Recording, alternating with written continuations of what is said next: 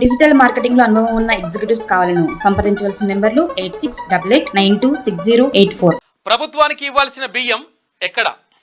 మీరు ఇవ్వకపోతే బరాబర్ రెవెన్యూ రికవరీ యాక్ట్ పెడతాం. రైస్ మిల్లర్ల తీరుపై హైకోర్టు ఆగ్రహం వ్యక్తం చేసింది. మిల్లర్ల నుంచి ప్రభుత్వానికి 10,000 కోట్ల రూపాయల బియ్యం రావాల్సి ఉన్నది. ఆ బియ్యం ఎటుపోయినాయి? దాదాపు అందరు మిల్లర్లు ప్రభుత్వానికి బియ్యం ఎగ్గొడుతున్నారని కామెంట్.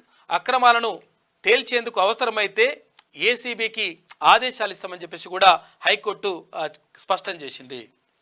ఏమైతుందంట అంటే అసలు యాక్చువల్గా ఇదేంది, ఏం బియ్యం ఎక్కడి నుంచి వచ్చినాయి, ఏం కథ అంటే, ఎవరైతే ఇప్పుడు ప్రభుత్వం బియ్యం ఒడ్లు కొనుగోలు చేస్తుంది, ఐకేపీ సెంటర్ల ద్వారా ఒడ్లు కొనుగోలు చేస్తుంది. కొనుగోలు చేసి ఆ ఒడ్లను ఏం చేస్తుంది అంటే మిల్లర్లకు పంపిస్తుంది. పంపించేసి వాళ్ళు మిల్లులో మిల్లింగ్ చేసి ఆ తర్వాత వాటిని ఒడ్లని బియ్యంగా మార్చి తర్వాత మళ్ళీ ప్రభుత్వానికి అప్పగించాలి. కానీ చాలామంది మిల్లర్లు ఇట్లా ప్రభుత్వానికి అప్పగించకుండా ఆ బియ్యం వాళ్ళ దగ్గరనే పెట్టుకొని మొత్తం రకరకాలుగా దారుణాలకు పాల్పడుతూ ఉన్నారంట. కాబట్టి 10,000 కోట్ల రూపాయల బియ్యం అంట, 10,000 కోట్ల రూపాయల బియ్యం ఇంకా వరకు మళ్ళీ రాలేదు.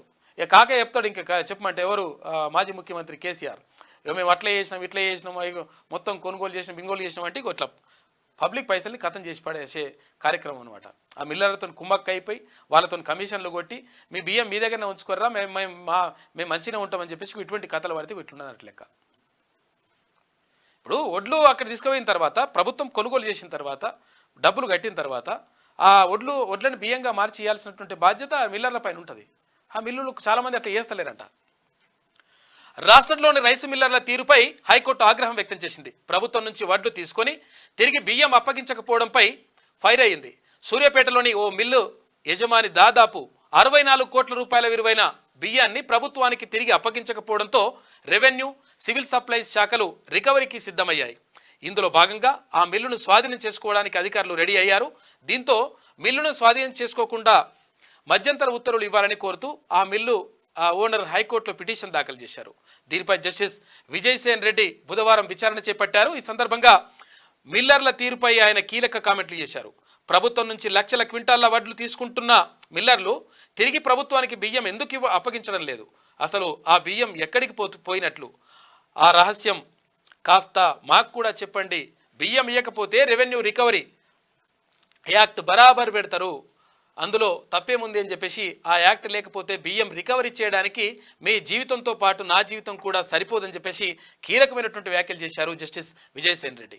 అంటే ఏమవుతుందిరా నాయన, ఇప్పుడు మీరు బియ్యం బట్టి చేయాలి కానీ మీరు బియ్యం అటే పెట్టుకుంటే మరి ఎక్కడ పోయినట్టు ఆ బియ్యం? మీరు తిన్నట్టా, లేకపోతే పందికొక్కులు తిన్నట్టా, లేకపోతే ఎవరు తిన్నట్టు, అమ్ముకున్నట్ట, ఏమైనట్టు ఆ బియ్యం? 10,000 కోట్ల రూపాయల బియ్యం అట. ఇటువంటి లంగ కథలన్నీ నడుస్తా ఉన్నాయని చెప్పేసి హైకోర్టు సీరియస్ అయింది.